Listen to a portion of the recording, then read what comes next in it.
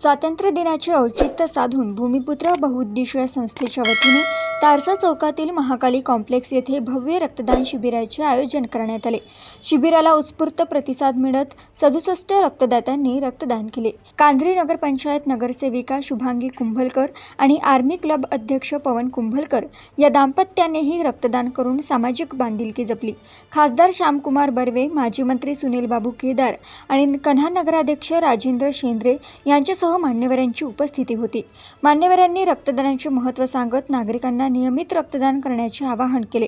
डागा स्मृती शासकीय स्त्री प्रसूती रुग्णालय नागपूर यांच्या सहकार्याने हे शिबिर घेण्यात आले। रक्ताची गरज असलेल्या रुग्णांना वेळेवर रक्त उपलब्ध व्हावे तसेच नागरिकांमध्ये रक्तदानाबाबत जनजागृती व्हावी या उद्देशाने हा उपक्रम राबवण्यात आला। शिबिराच्या आयोजनासाठी विविध सामाजिक संस्था आणि स्थानिक संघटनांचे सहकार्य लाभले। रक्तदान करणाऱ्या सर्व रक्तदात्यांचे आयोजकांकडून आभार मानण्यात आले। देशोन्नतीसाठी मोतीराम रहाटे यांची रिपोर्ट।